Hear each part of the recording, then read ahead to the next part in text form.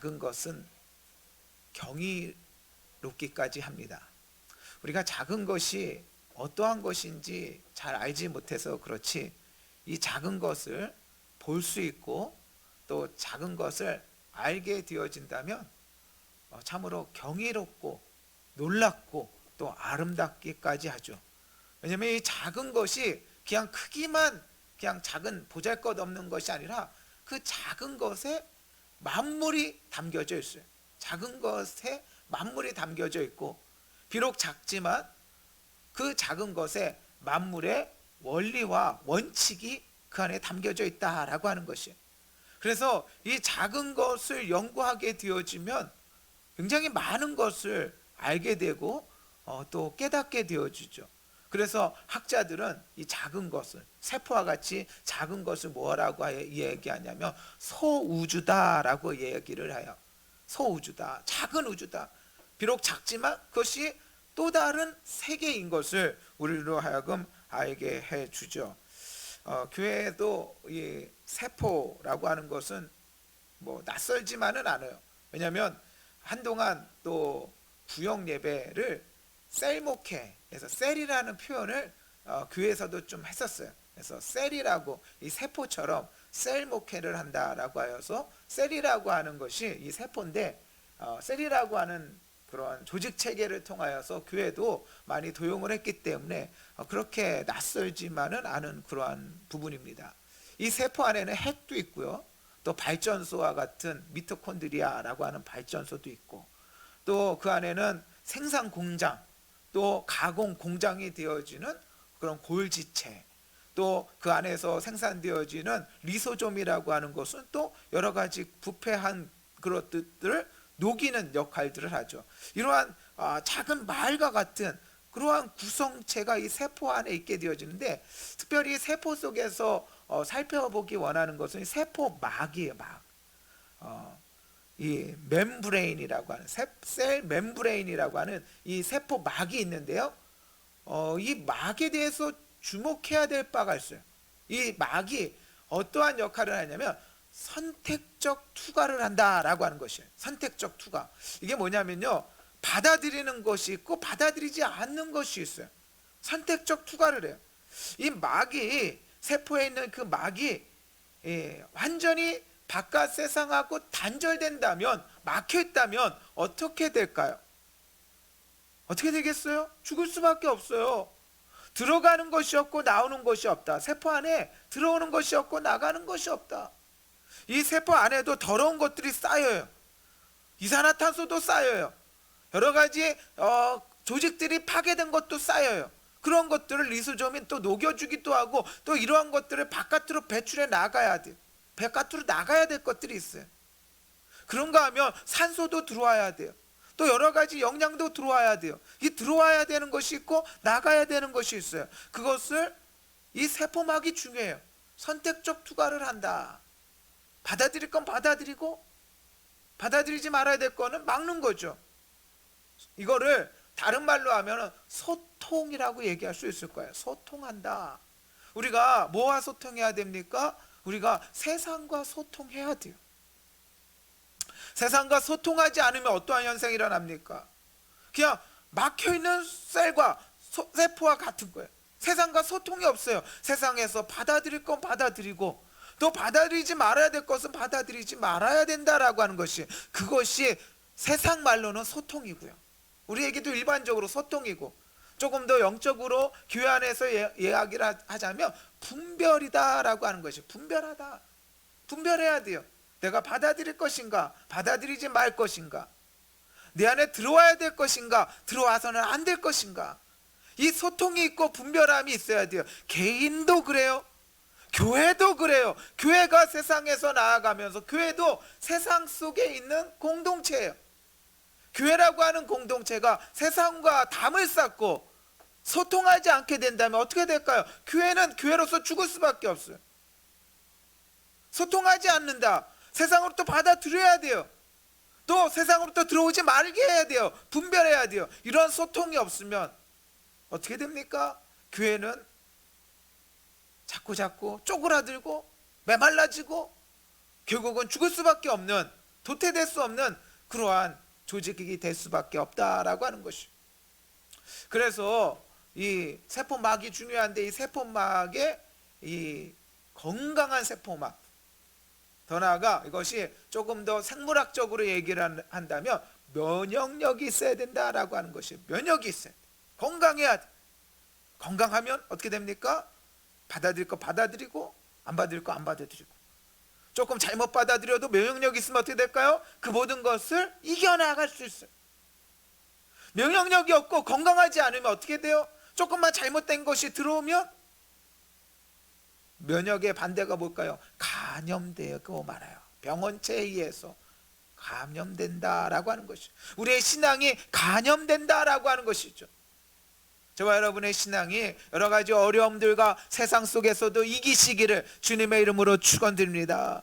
세상 속에서도 면역력이 있어야 돼. 면역력이 있어야 돼. 건강해야 돼요. 제가 한 가지 비밀을 가르쳐 드릴게요. 더 이상은 못 가르쳐 드리고, 저희 집 비밀번호는요 6자리예요. 이것까지만 알려 드릴게요. 6자리. 그것만 알려 드릴게요. 더 알려 드리면 심각해지니까 6자리, 4자리 눌러서 안 돼요. 그 6자리를 맞힐 수 있는 분이 누가 있을까요? 힘들죠. 제가 어느 날 번호를 눌렀는데요, 번호가 6개를 다 눌러야 되는데 잘못 눌렀어요. 어떻게 될까요? 어떻게 될까요? 삐빅삐빅 하면서 안 열려요. 한 숫자도 맞지 않으면 문이 안 열리게 되어져 있어요. 근데 문이 고장나면 어떠한 현상이 일어날까요?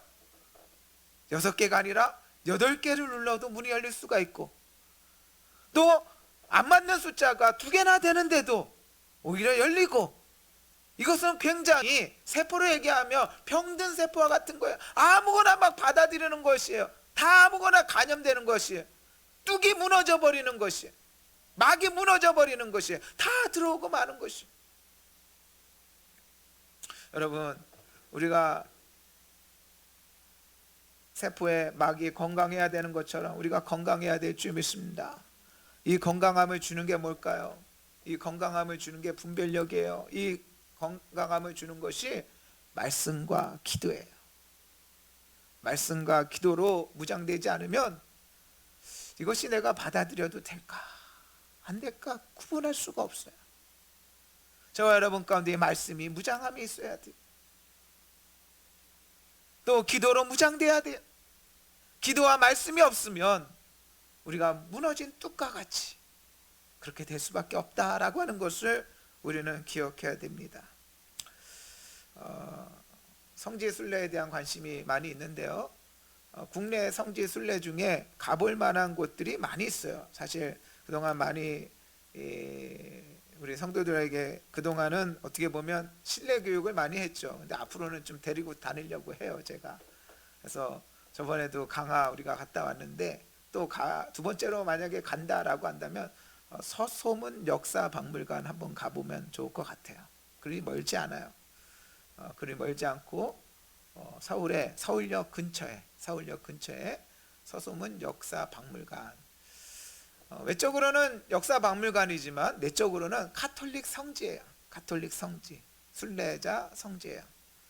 그래서 겉으로 일반인들은 잘 몰라요. 일반인들은 그냥 역사박물관이다라고 그냥 생각을 하고 들어가 보죠. 그러나 거기는 가톨릭 성지다라고 하는 것이에요. 그것을 가면 우리가 또 여러 가지 것들을 볼 수 있는데, 가톨릭 하면 저는 가톨릭의 교리는 개신교 목사로서 받아들이기 좀 힘들어요. 좀 그런 부분들이 많아요, 가톨릭 교리 안에서. 그러나 받아들일 수 없는 것이 있고 또 받아들일 수 있는 것이 있어요. 그것은 뭐냐면 초기에 가톨릭에 들어왔을 때 많은 성도들이 자신의 신앙을 지키기 위하여 끝까지 순교하였던 그 아름다운 모습들, 그 고귀한 모습들, 그것은 우리들 가슴 깊이 한번 새겨보아야 될 그러한 바가 되어진다라고 하는 것이죠.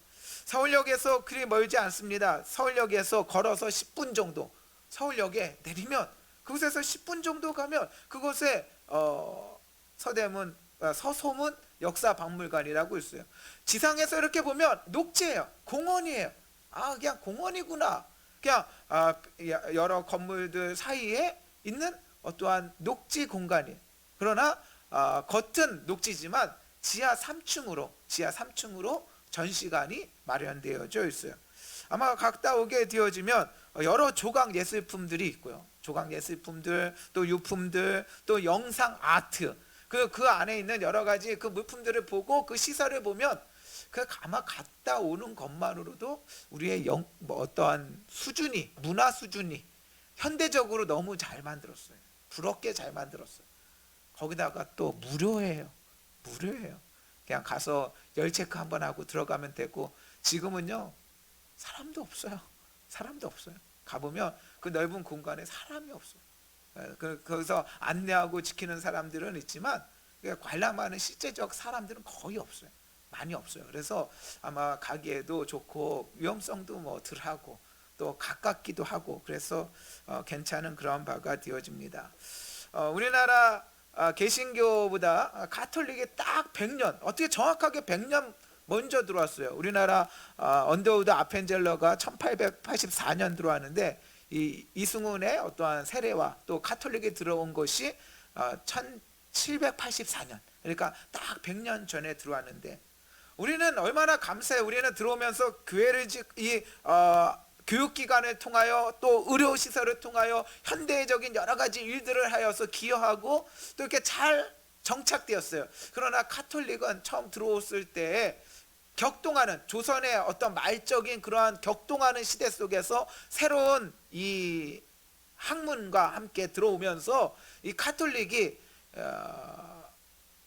굉장히 배타적이 됩니다. 사학이라고 그래서 척사 유눔이라고 하여서 왕이 아예 이것을 사학으로 규정하고 대대적인 핍박이 있게 되어주죠. 교회는 들어와 가지고 선교사들이 죽기는 죽었어요. 왜 죽었냐면 간염병에 의해서 죽었어요. 질병으로 죽었어요. 또한 사고로 죽었어요. 그렇게 순교의 역사들이 있었고, 물론 나중에 우리들이 알아, 역사 속에서도 일제강점기와 또 6.25를 통하여 많은 순교자를 낳기는 하였지만, 나라에서 공식적으로 사기라고 규정을 하여서 대대적인 처형이 일어나진 않았죠. 그 많은 처형들 속에 아주 무서운 처형이 계속적으로 이루어졌고, 몇 차례에 걸쳐서 척사 유눔, 왕의 명령이 떨어져서 많은 사람들이 처형당하는, 순교당하는 그런 아픈 역사를 가지고 있다라고 하는 것입니다.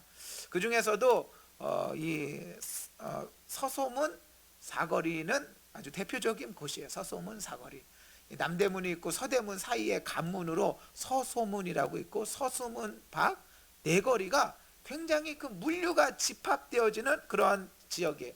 강화도, 그리고 양아진, 마포, 그리고 용산, 나루터에 이르러서 이 삼남이라고 하는 충청도, 또 경상도, 전라도에서 여러 가지 물품들이 오면 그것이 집결되어지는 것이 서소문 밖 사거리, 거기서 집결되어져요. 그러니까 다시 얘기해서 번화한 곳이에요.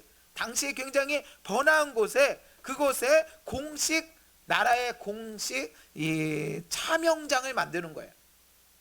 왜 공식 차명장을 아무도 모르는 곳에 차명장을 만드는 것이 아니라 사람들이 모이는 곳에. 지금은 우리가 그런 거 보기 싫잖아요. 이렇게 텔레비 보다가도 잔인한 거 하면은 이렇게 다른 데 틀어버리잖아요. 그게 건강한 사람이에요? 잔인한 거 보는 사람들이 건강한 사람이면 싫은 거죠. 옛날엔 참 무서웠어요. 사람을 목을 베고 그것을 또 장대에다가 올리고.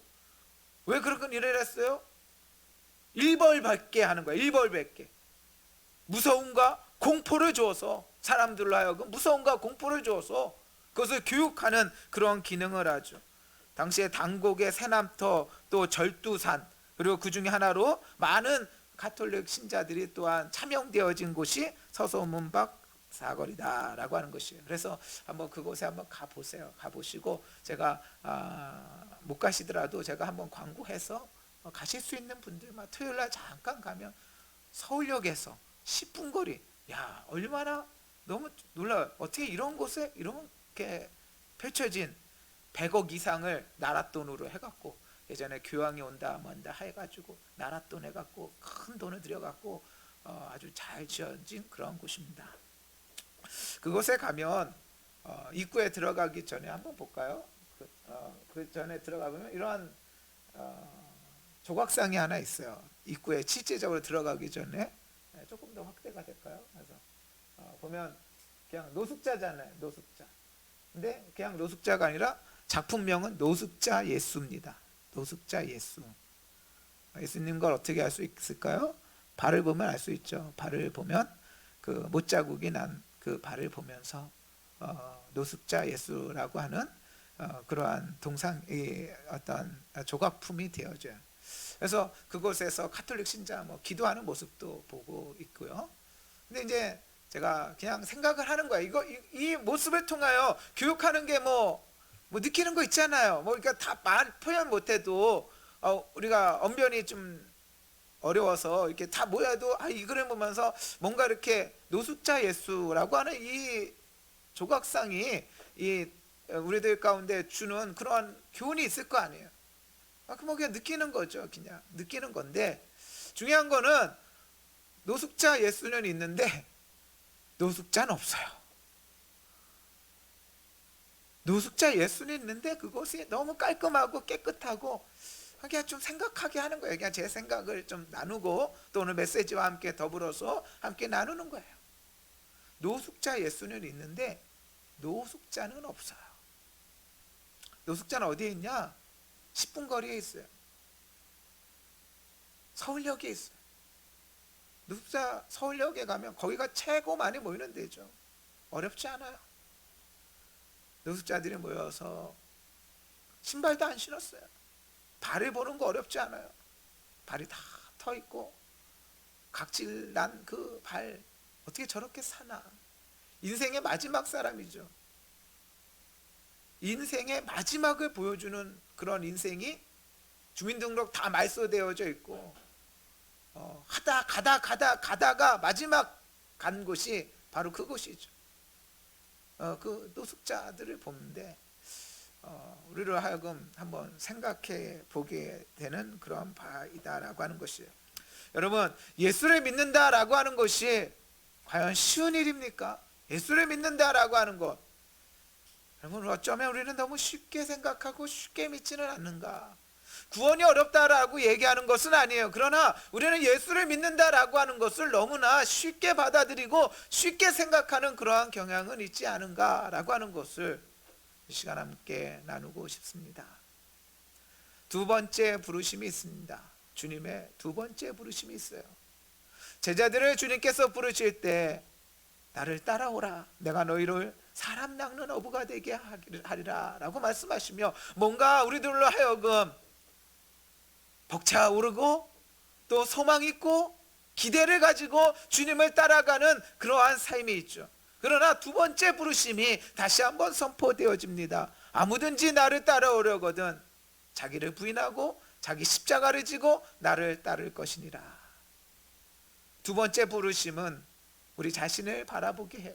첫 번째 부르심은 주님을 바라보게 하지만 두 번째 부르심은 우리 자신을 바라보게 합니다.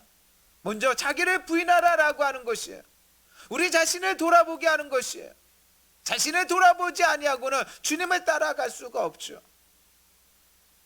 우리는 주님 그 부르심에 합당한 그러한 삶을 살아가고 있는가? 예수를 믿는다는 것은 정말 뭘까? 나는 예수 믿는다는 것을 너무 쉽게 표현하고 쉽게 아는 것은 아닐까? 오늘 말씀은 그 날입니다. 그 날이 온다라고 하는 것이 그 날을 약속하고 있고 그 날을 우리들 가운데 말씀하고 있어요. 그 날은 어떠한 날입니까? 그 날은 오늘 말씀을 따라 25장 말씀을 따라 그 날은 바로 주님 맞이하게 될 날이다. 주님 맞이하게 될 날이다 라고 하는 것이, 그날은 주님과 결산해야 될 날입니다. 주님을 맞이할 그 날이 올 것이며 주님 앞에 나의 삶을 결산하는 그 날이 올 것이며 마지막으로 그 날은 주님의 심판이 있을 심판의 날이다 라고 하는 것을 우리는 알아야 됩니다. 누가복음 16장 말씀에서는 세 가지 비유가 있죠. 어렵지 않아요. 잃은 양의 비유, 잃은 드라크마의 비유, 또 탕자의 비유를 통하여 잃었다, 잃었다, 잃었다라고 하는 표현이 반복됨을 통하여서 이름의 주제라고 하는 것을 잘 알 수가 있죠. 이름의 주제구나. 잃은 것을 찾는 것. 그러한 주제를 가지고 누가복음 16장 말씀을 우리들 가운데 전해주고 있어요. 비슷하게 이 마태복음 25장에도 세 가지 비유가 있는데 열처녀 비유와 또한 달란트 비유, 마지막으로 최후의 심판의 비유라고 하는 세 비유가 있습니다. 하나하나 비유를 생각해 보면 공통점이 별로 없어 보여요. 공통점을 찾기가 힘들죠. 전혀 다른 이야기를 하잖아요. 그러나 이 세 가지 비유가 공통점이 있다라고 하는 것을 또 다른 눈으로 살펴봐야 돼요. 마태복음 25장은 특별히 24장의 연속입니다. 마태복음은 크게 5가지의 설교가 있게 되어지는데 산상수훈이라고 하여서 5에서 7장, 제자 파송 설교 10장, 또한 공동체를 세움에 대한 그러한 설교, 천국 비유의 말씀의 13장, 또 공동체를 세움에 대한 그런 18장, 그리고 마지막에 감람산 강하라라고 해서 24장, 25장은 5번째 설교예요. 그리고 이 설교 말씀의 시작은 이렇게 됩니다. 제자들의 질문을 합니다. 어느 때에 이런 일이 있겠사오며 또 주의 임하심과 세상 끝에는 무슨 징조가 있으리까? 세상 끝에는 무슨 징조가 있습니까? 언제 주의 나라가 옵니까? 그날은 언제입니까? 종말에 대한 이야기를 하는 것이에요. 종말 설교예요. 마태복음 25장을 가득 채우고 있는 이 세 가지 비유, 세 가지 이야기는 종말 설교예요. 종말에, 그날이 어떠한 날이며 그날에 우리가 어떠한 준비와 어떠한 자세와 어떻게 예비해야 되는가라고 하는 것에 대하여 우리들 가운데 알게 해주시는 그날이다라고 하는 것이요. 다시 질문 드립니다. 주님 뵐 준비 되셨습니까? 주님 뵐 준비 되셨습니까? 주님과 결산하게 될 때 어떠한 결산을 내어놓겠습니까? 주님 결산한다라고 하는 것이 많이 받은 자에게는 많이 찾고 적게 받은 자는 적게 찾는다라고 하는 것이 하나님의 원칙에 합당하죠. 많이 받은 자에게는 많이 찾을 것이고 적게 받은 자는 적게 찾는 것이. 주님 뵙는 그날은 단순히 그냥 만남으로 끝나는 것이 아니라 결산을 하고 결산함으로 끝나는 것이 아니라 그날은 심판의 날이다라고 하는 것을 우리는 기억해야 됩니다. 말씀 속에서 주님의 칭찬이 있고 말씀 속에서 또한 주님의 저주가 있습니다. 이 세 가지 이야기들은 그냥 단순하게 개별적인 이야기가 아니라 연속적이고 점진적이고 유기적으로 연결되어진 그런 말씀이에요. 그러므로 열처녀 비유에서는 문이 닫혀버립니다. 문이 닫혀버려요. 못 들어가요. 문이 닫혀요. 그런가 하면은 달란트 비유에서는 바깥 어두운 데로 내쫓깁니다. 그냥 문이 닫힌 것뿐만이 아니라 바깥 어두운 데로 내쫓기는 것이. 더 나아가 최후의 심판 비유에서는 마귀와 그 사자들을 위하여 예비된 영영한 불에 들어가라 라고 하시며 영영한 불에 들어가는 거예요. 문은 막히고 또한 내쫓기고 더 나아가서 영영한 불에 던짐을 받는 것이 이 세 가지 비유의 저주받는 자의 특징이다 라고 하는 것이죠. 주님은 말씀하십니다. 진실로 내게 이르노니 내가 너희를 알지 못하노라. 알지 못하노라. 열처녀 비유에서 말씀하십니다. 달란트 비유에서 악하고 게으른 종아라고 말씀하십니다. 악하고 게으른 종아. 내가 너희를 알지 못하며 악하고 게으른 종아. 마지막으로 최후의 심판 비유에서는 저주를 받은 자들아. 저주를 받은 자들아. 좀 무겁죠. 무겁으나 하나님 우리에게 주시는 말씀이에요. 한편으로는 잘하였도다 착하고 충성된 종아라고 말씀하시고 한편으로는 너희 의인들아라고 말씀하시며 한편으로는 기쁨으로 주님께서 우리를 맞이해 주심에도 불구하고 또 다른 측면에서 이러한 말씀들이 분명히 존재한다라고 하는 것을 우리는 잊지 말아야 돼요. 그날을 바라보며 준비하는 우리의 신앙이 되어야 됩니다. 주님께서 말씀하십니다. 그런즉 깨어있으라. 너희는 그날과 그때를 알지 못하느니라. 너희는 그날과 그때를 알지 못하느니라.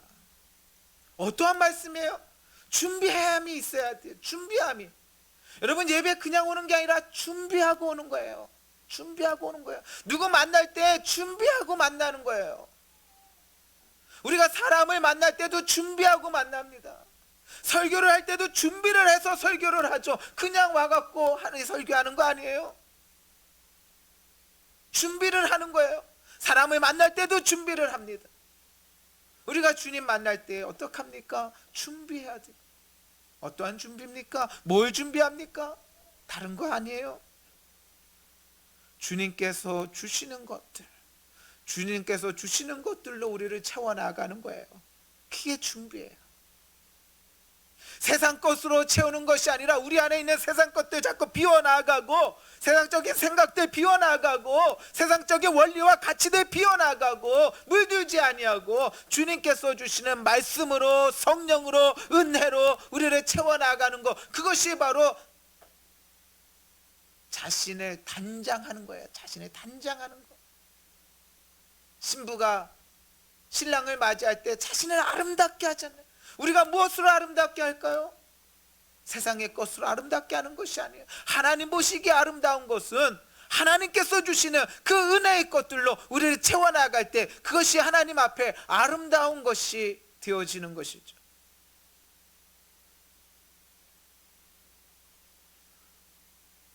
우리는 준비하고 있습니까? 준비하십니까? 그 날이 온다라고 하는 것이, 너희는 그날과 그때를 알지 못하는 거예요. 도적같이 오는 거예요. 인생에 도적같이 그날이 오는 것이에요. 두 번째 비유에서 우리들 가운데 말씀하십니다. 두 번째 말씀 속에서 우리들 가운데 보게 해주시는 착하고 충성된 종아. 여러분, 충성이라는 게 뭘까요? 충성이라는 게, 충성, 군대의 어떠한 구호와 같은 그런 충성. 충성은요, 한마디로 하나님께서 내게 주신 것들을 통하여 일하는 거예요. 신부가 준비해야 될 것은 나를 꾸미는 겁니다. 주님께서 주시는 그 은혜로 나를 단장하는 겁니다. 충성은요, 충성은 하나님께서 내게 주신 것들로 일하는 거예요. 누구를 위해서 일해야 될까요? 당연하죠. 주님을 위해서 일해야 되죠. 주님의 영광을 위하여 일해야죠. 하나님의 은혜를 받는 것이 하나라면 우리의 또 다른 삶은 은혜를 베푸는 삶을 살아야 돼요. 섬기는 삶을 살아야 돼요. 나누는 삶을 살아야 돼요. 그것이 바로 충성된 자의 삶이에요. 달란트를 남기다 보니까 뭔가 내가 부가 쌓이고 내가 뭔가 이렇게 더 많아지는 것이, 달란트가 많아지는 것이 아니에요. 저와 여러분이 진실로 은혜를 받으시고 또한 은혜를 베풀 수 있기를 주님의 이름으로 축원드립니다. 은혜를 베푸세요. 은혜를 베푸세요. 나누세요. 섬기세요. 드림이 있는 삶, 나눔이 있는 삶, 섬김이 있는 삶, 헌신이 있는 삶, 그것이 바로 충성된 자의 삶이에요.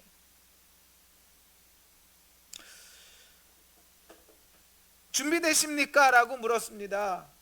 다시 한번 묻습니다. 그렇다면 충성되십니까? 충성되십니까? 뭘 하고 계십니까? 무슨 일을 하고 있습니까? 무엇을 베풀고 있습니까? 우리의 삶에 하나님께서 주시는 그러한 말씀이에요.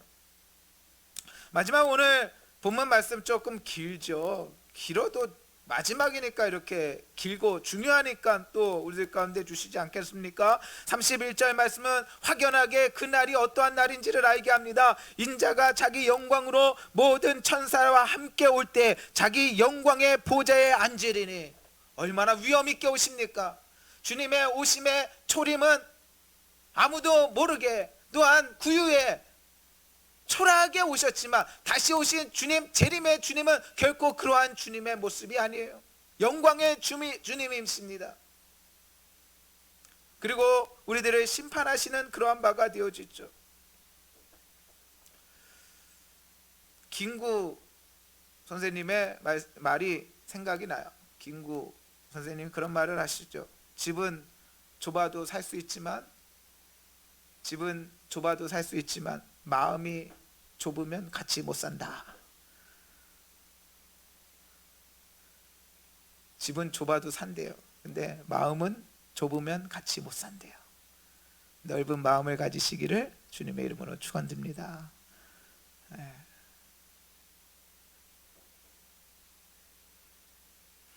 우리의 사랑은 얼마나 좁습니까? 사랑해야 될 사람들, 그 사람만 사랑하죠. 조금만 사랑의 지경이 넓어지면 버거워하고 나와 상관없는 그런 바가 커요. 우리 주님의 사랑은 얼마나 넓은 사랑입니까? 그 사랑으로 나까지 품어주셨어요. 우리의 사랑의 지경도 넓어져야 될 줄 믿습니다. 주님께서 말씀하시잖아요.